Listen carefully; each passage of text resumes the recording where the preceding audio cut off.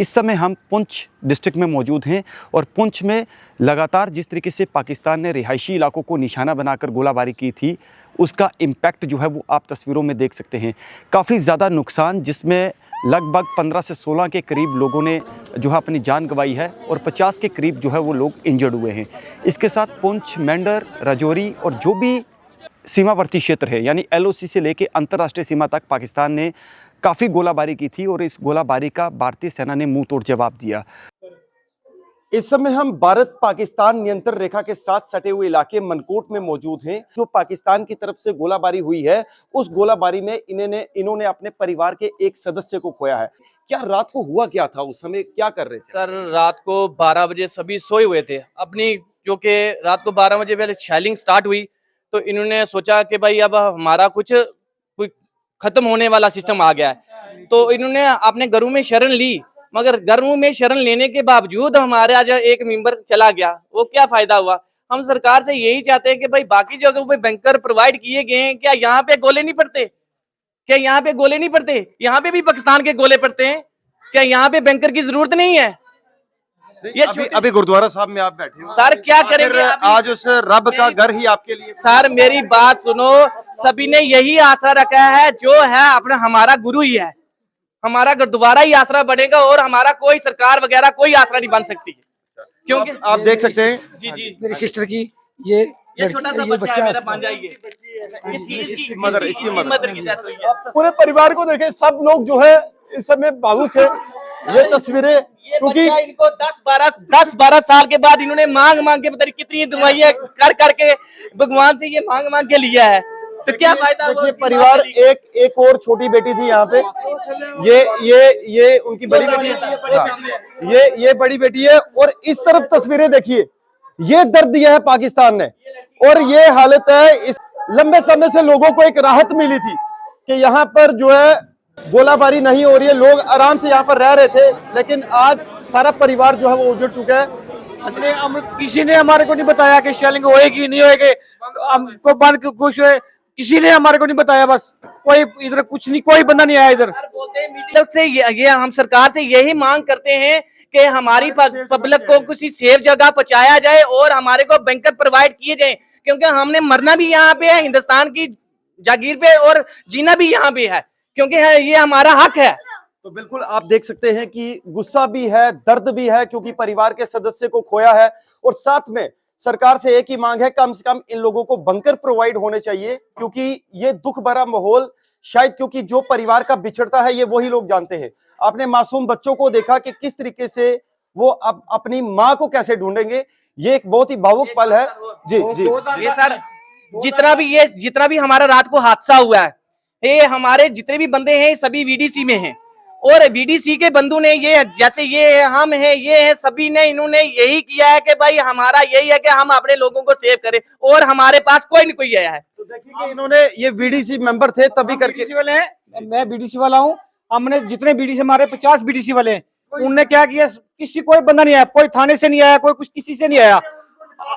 हमने खुद निकाल के सब, ये बच्चे बूढ़े सब अपने कंधे से उठा के तो हम गुरुद्वारा से पहुंचाए, हमने अपने कंधे से। 2010 में बैंकर हमने 25 बैंकर जो इधर मनकोट में हुए थे, आपने क्या उसको सेक्शन कराए थे, 2025 में सेक्शन कराए थे। उसके बाद हम गए DC ऑफिस में पुंछ में, उधर कुछ किसी ने कोई हमारी बात नहीं सुनी, कोई हमारी बात मनकोट के, खास करके मनकोट में हमारी कोई सुनाई नहीं है। सरकार से में कोई सरकार नहीं है। आप देख सकते हैं कि हमारे मोहल्ले के लोगों ने, हिंदू मुस्लिम सरदार सभी ने एक साथ इकट्ठा करके, जब उन्होंने देखा कि भाई सरदारों के घर में एक डेथ हो गई है, उन्होंने बोला कि भाई हम आपके साथ हैं। उन्होंने हमारे साथ रल मिल के संस्कार भी करवाया है और रल मिल के इन बच्चों को सेफ जगह पहुंचवाया है। हम उनका भी बहुत बहुत शुक्रिया अदा करते हैं। अब जो खबरें आ रही हैं कि सीज फायर दोनों मुल्कों के बीच हो चुका है और आज आप तस्वीरें भी देख सकते हैं कि धीरे धीरे लोगों की जो रोज़मर्रा की ज़िंदगी है वो सामान्य होती जा रही है। बाज़ार जो है वो खुल रहे हैं, लोगों की आवाजाही स्टार्ट हो चुकी है, क्योंकि बीते लंबे समय से बाज़ार बंद थे, बाज़ारों की रौनक जो है वो गायब थी। अब आहिस्ता आहिस्ता लोग जो है बाज़ारों की तरफ बढ़ रहे हैं। कैजुअल्टी यहाँ पर पुंछ के अंदर हुई है और हमारे पुंछ के अंदर जान और माल की बहुत नुकसान हुआ है। हमारे मेंढर के अंदर बहुत बड़ा गोलाबारी हुआ है, जिससे दहशत के कारण हमारे लोग कुछ जम्मू में चले गए, हमारे मुस्लिम बरादरी के भी जो चले गए, साइड में चले गए, वहाँ पर ये गोले के आगे कोई खड़ा नहीं हो सकता था। इसलिए हम मीडिया हज़रात से यही कहते हैं कि यहाँ अमन और शांति दोनों देशों के दरमियान जो सीज़ फायर हुआ है ये ठीक हुआ है, अच्छा हुआ है। अब राहत मिली है लोगों को, अब बाज़ार थोड़ा थोड़ा खोला जा रहा है और आदमी जो है जितनी जनता है आना जाना थोड़ा लगा हुआ है। इसके साथ आपको बताना चाहूँगा कि ये जो इलाका है ये बिल्कुल सीमावर्ती क्षेत्र है और पाकिस्तान ने सबसे ज़्यादा जो गोलाबारी की है वो रजौरी और पुंछ को टारगेट किया है। और ख़ास तौर पर पुंछ, पहले रिहायशी इलाके जो ग्रामीण क्षेत्र होते थे वहाँ पर गोलाबारी पाकिस्तान करता था, लेकिन इस बार पाकिस्तान ने टाउन को, सिटीज़ को निशाना बनाया है। हालांकि भारतीय सेना और हमारी जो फोर्सेस है उन्होंने बाखूबी पाकिस्तान को मुँह तोड़ जवाब दिया है और जिसके बाद पाकिस्तान लगातार जो है अपनी नापाक हरकतें जो है वो दिखा रहा है। मैं बॉर्डर रीजन्स में एंड इवन दिस रीजन में काफ़ी टाइम से आ रही हूँ, 8-9 इयर्स हो गए हैं मुझे, but this is the first time I have seen such intensity of shelling and situation भी बहुत ज़्यादा ख़राब है। मैं कल रात अकेली होटल में थी, वहाँ होटल में कोई स्टाफ भी नहीं था और माई विंडोज़ वर शेकिंग और it made me anxious at times. तो और मैं खुद अभी यहाँ पर जब मैंने आके देखा जहाँ पर शेलिंग हुई थी कल रात को, तो किस तरीके से shops have been damage. So it's a terrible situation. I think हमें ये समझना बहुत ज़रूरी है, जो अभी हम इतनी टेंशन देख रहे हैं इंडिया पाकिस्तान के बीच में, ultimately it's the common people जो यहाँ पर रह रहे हैं, बॉर्डर रेजिडेंट्स है, उनकी लाइफ्स अफेक्ट होती हैं और किस तरीके से उनको वो घर में, अपने घर में भी सेफ नहीं फील करते हैं because of the shelling, because of the firing, because of the uncertainty जो यहाँ पर वॉलेटाइल सिचुएशन है। और इसकी वजह से किस तरीके से उनको अपने घर छोड़ के they have to leave their homes and migrate to some other place or relocate, which is of course not easy for any human being. आपको याद होगा कि 22 अप्रैल को पहलगाम के अंदर 26 लोगों की निर्मम हत्या की गई आतंकवादियों द्वारा, जिसके बाद दोनों मुल्कों के बीच में युद्ध जैसे हालात बने हुए थे। उन 26 लोगों की हत्या के बाद पूरा देश उबाल में था कि पाकिस्तान और पाकिस्तान के पाले हुए आतंकवादियों के खिलाफ एक बड़ी स्ट्राइक जो है वो की जाए। भारत सरकार ने स्पष्ट किया था कि हम इसका मुंह तोड़ जवाब पाकिस्तान को देंगे, जिसके बाद भारत ने उन टेरर कैंप्स को पाकिस्तान के अंदर डिस्ट्रॉय किया जहां पर आतंकवादियों की मौजूदगी थी। उसके बाद लगातार पाकिस्तान जो है वो बौखलाहट का शिकार हो गया और पाकिस्तान ने कई इलाकों को निशाना बनाते हुए रिहायशी इलाकों में गोलाबारी की। बहुत हाई लेवल की शेलिंग जो है वो पाकिस्तान ने पुंछ सिटी के ऊपर की है और उसमें लगभग 13 लोग जो हैं वो शहीद हुए हैं, जिनमें एक छोटा बच्चा है जो कि हिंदू कम्युनिटी से ताल्लुक़ रखता है और 4 जो हैं वो सिख कम्युनिटी से ताल्लुक़ रखते हैं और बाकी जो लोग हैं वो मोहम्मडन कम्युनिटी से जो है ताल्लुक़ रखते हैं।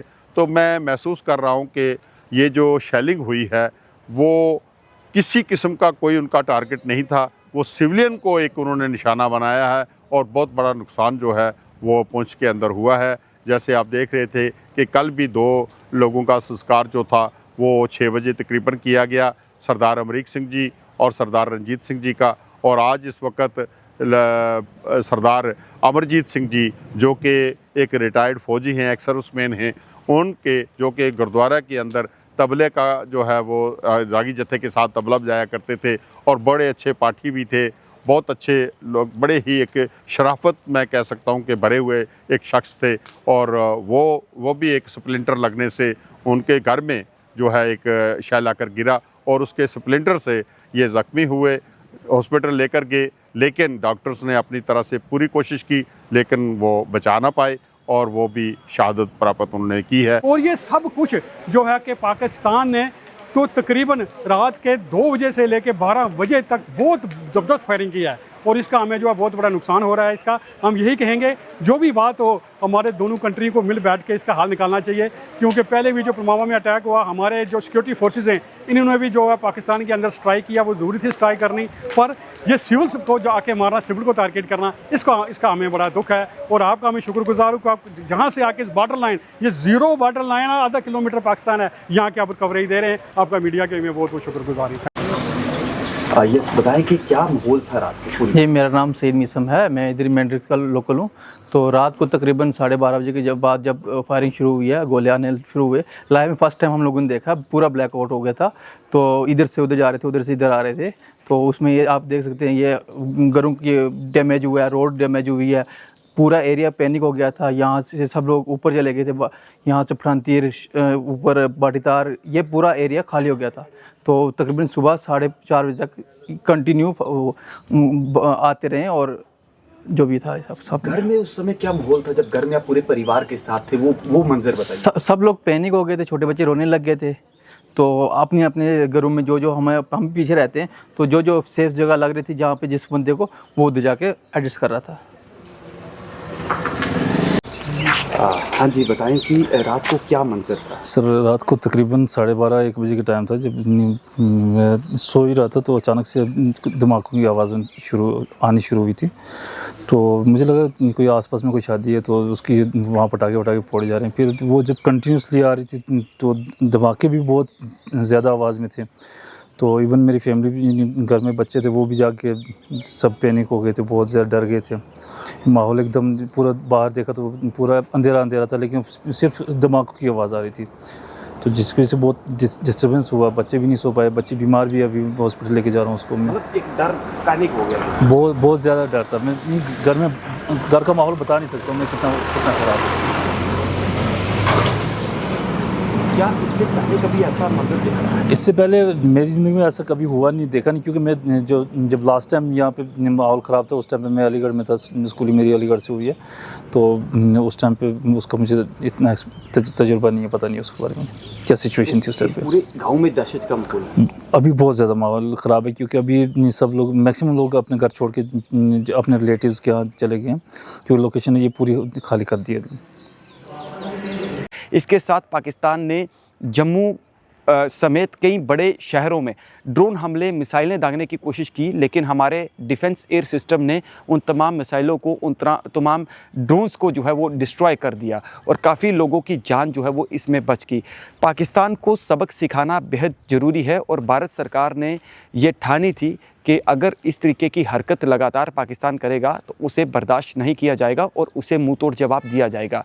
LOC से लेकर अंतर्राष्ट्रीय सीमा तक हालात जो है वो बेहद नाजुक थे और आज सीज़ फायर के बाद लोगों ने कहीं ना कहीं राहत की सांस ली है और धीरे धीरे सब चीज़ें जो है वो बदलती नज़र आ रही हैं। अब देखना ये है कि ये पाकिस्तान कब तक इस सीज़ फायर को कायम रखता है, क्योंकि इससे पहले भी जब सीज़ फायर हुए थे तो पाकिस्तान ने जो एग्रीमेंट हुआ था उसकी अवहेलना जो है वो पाकिस्तान ने की थी। लेकिन अब भी कई लोगों से हमने बातचीत की और लोगों का ये भी कहना है कि पाकिस्तान पर भरोसा करना बेहद मुश्किल है, क्योंकि पाकिस्तान जो कमिटमेंट है उस पर अटल नहीं रहता। तो ऐसे उदाहरण जो है वो कई बार देखने को मिले। अब देखना ये है, और साथ में भारत ने जो एक साफ तौर पर स्पष्ट किया है कि ये सीज़ फायर हम तब करेंगे कि यदि इसके बाद अगर देश के अंदर, जम्मू कश्मीर के अंदर कहीं भी आतंकवादी हमला होता है तो उसे हम युद्ध ही मानेंगे। तो आप सोचिएगा कि अगर वापस पाकिस्तान की तरफ से इस तरीके की कोई नापाक हरकत की गई तो किस तरीके से उसे जवाब मिलेगा, ये आप सब बखूबी जानते हैं और जिसका उदाहरण भारत ने जो है वो दिया है, हमारी भारतीय वायुसेना ने, हमारी भारतीय फ़ौज ने जो है वो दिया है। आप देखते रहिए ओपन भारत। नमस्कार।